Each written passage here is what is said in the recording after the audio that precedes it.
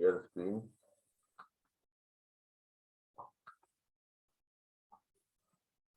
LIC का बचत plus presentation आप लोगों के सामने है। LIC का बचत प्लस एक ऐसा प्रोडक्ट है जो कि 10 सितंबर को क्लोज होने वाला है। इसमें दो ऑप्शंस हैं, या तो आप 5 साल पैसा दोगे या वन टाइम पैसा दोगे, तीसरी कोई ऑप्शन नहीं है। ये एक नॉन लिंक प्लान है, single and limited payment, close ended है। जो चीज बंद होने वाली होती है लोग उसके पीछे ज्यादा भागते हैं, कहीं छूट ना जाए। अवेलेबल फॉर सेल 180 दिन के लिए आया था। आप रिस्क और चूज कर सकते हो कि 1.25 गुना लेना है या 10 गुना लेना है, टैक्स बचाना है कि नहीं बचाना।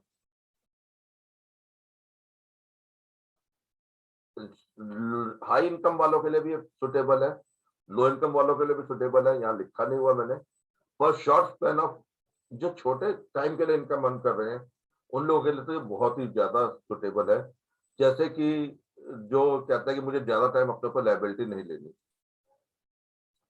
प्रेजेंट जनरेशन के लिए जो कि लंबे टाइम तक पैसा नहीं इन्वेस्टमेंट करना चाहते, ये काम आ सकता है। स्पेशल क्या है, सिंगल प्रीमियम दोगे या 5 साल की फंडिंग कराओगे। एक ऐसा प्लान है जो कि 70 साल की उम्र तक आपका रिस्क कर रहा है। For the age at entry 70 साल, मतलब 70 साल के व्यक्ति को भी हम पॉलिसी दे सकते हैं। मैक्सिमम मेच्योरिटी 80 है। टैक्स सेविंग है, 1010D का बेनिफिट है प्लान के अंदर इनबिल्ट। इसको हम इस स्लाइड से समझते हैं, जो कि स्लाइड ग्रुप में डाल देना। अगर हम सिंगल प्रीमियम कराते हैं तो हमारे पास दो ऑप्शन है, या तो हम 10 गुना रिस्क कवर करेंगे या हम 1.25 गुना करेंगे। 10 गुना करना नहीं चाहिए, क्योंकि कहीं ना कहीं पर इससे हमारी मोर्टेलिटी की वजह से रिटर्न कम हो जाएगी बहुत ज्यादा। और इसे ऐसे व्यक्ति को देना चाहिए जिसमें कि टैक्सेशन की प्रॉब्लम ना आए मैच्योरिटी पर। 1.25 गुना में मैच्योरिटी टैक्सेबल होती है, पर इंडेक्सिंग का बेनिफिट मिलता है। मिनिमम सम एश्योर्ड 1 लाख है, मैक्सिमम की कोई लिमिट नहीं है। मिनिमम एज एट एंट्री 90 दिन, मैक्सिमम एज एट एंट्री 70 साल है, 70 साल के व्यक्ति को दे सकते हैं। Maximum maturity age, minimum maturity 18 साल और मैक्सिमम 80 साल, मतलब 70 साल के व्यक्ति को हम 10 साल की टर्म दे रहे हैं तो वो पॉलिसी ले पाएगा, क्योंकि टर्म इसमें 10 साल है और 1.25 गुना रिस्क कवर है। नॉन सिंगल प्रीमियम, यहां पर 10 गुना रिस्क कवर जरूरी है देना अगर आप नॉन सिंगल दे रहे हो, या 7 टाइम के रिस्क कवर हम देते होते हैं, पर वो हम लोग 65 साल तक के व्यक्ति को ही दे पाएंगे जिनको हमें 1.25 गुना देना है। 10 गुना देने के लिए हम लोग 60 साल के व्यक्ति को दे सकते हैं 90 दिन से।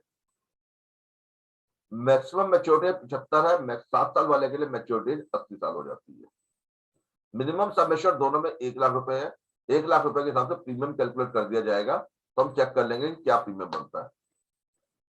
आपने इन्वेस्ट सिर्फ 5 साल के लिए करना है, और जो हमें मैच्योरिटी देनी है वो हम कस्टमर को पहले दिन बता रहे हैं कि भैया गारंटेड ये मिलेगा।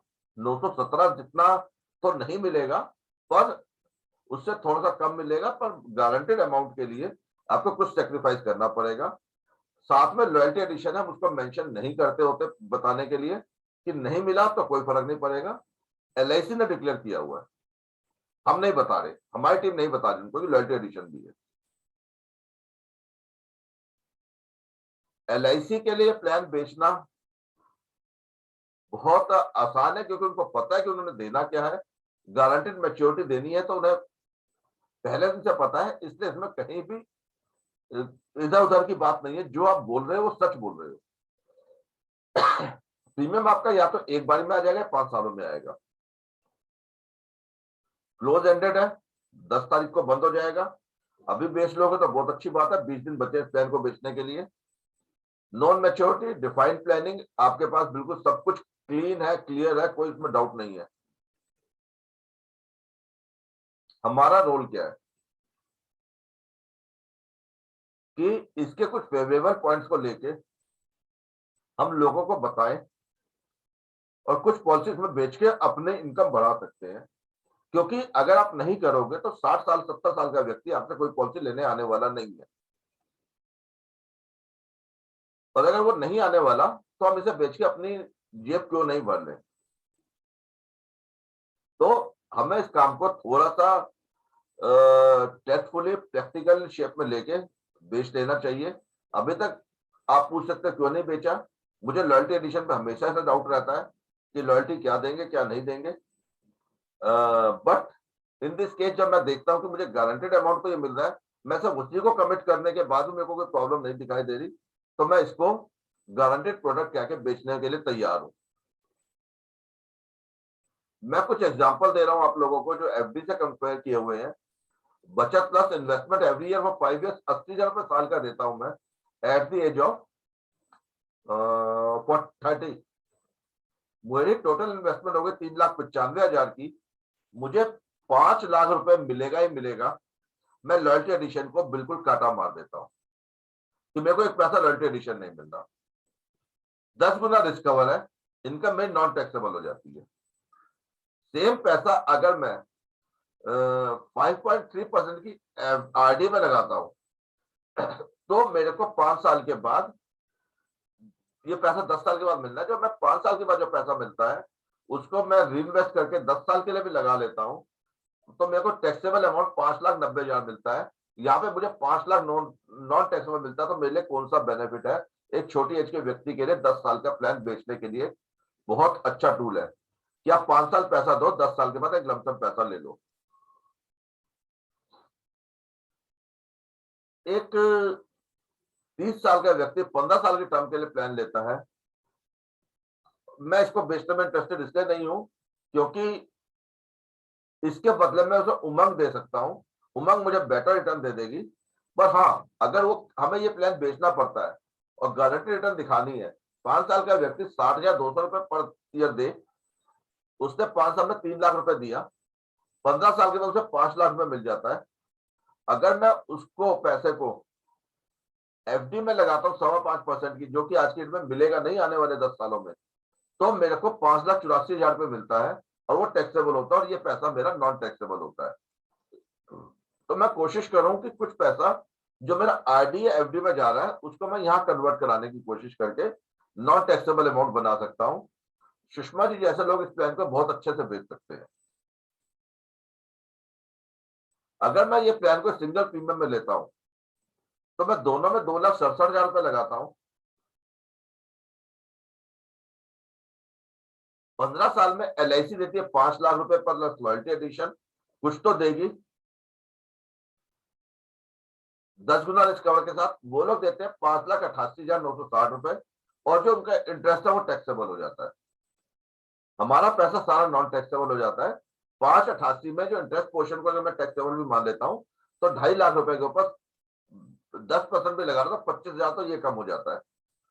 तो मेरे हिसाब से भी ये ऑप्शन मेरे क्लाइंट के लिए बेटर है कि सिंगल प्रीमियम में 60 साल के व्यक्ति का 65 साल के व्यक्ति का ये प्लान बेच लूं। एक मैंने ये चार्ट आप लोगों को शेयर किया है, 40 साल की एज पे कैलकुलेशन दी है, दोनों साल टर्म्स पर दिया हुआ है, और जहां मैं आप लोगों को इनकी मैच्योरिटी वैल्यू दिखा रहा हूं या डेथ बेनिफिट आप लोगों को दिखा रहा हूं, उसके हिसाब से अगर किसी व्यक्ति की मृत्यु बीच में हो जाती है तो उसको ज्यादा पैसा मिलेगा बनिस्पत की कोई और प्रोडक्ट के। अगर कोई व्यक्ति एक सिंगल प्रीमियम डालता है, अपना बैंक एफडी आरडी में लगाता है और साथ में टर्म इंश्योरेंस लेके बैठा हुआ है, उसकी वजह वो पैसा अपना इन प्रोडक्ट में लेके आता है, तो उसको जो आईआरआर है वो कई बेटर हो जाएगी बनिस्पत की हमारे एफडी आरडी से। इस पे कुछ पॉइंट्स हम लोगों को लेकर चलना पड़ेगा। गारंटेड मैच्योरिटी है, ये सबसे ज्यादा इंपॉर्टेंट है। इसमें आप नीचे वाली स्लाइड को डालना, ऊपर वाली लाइन मत डालना भले।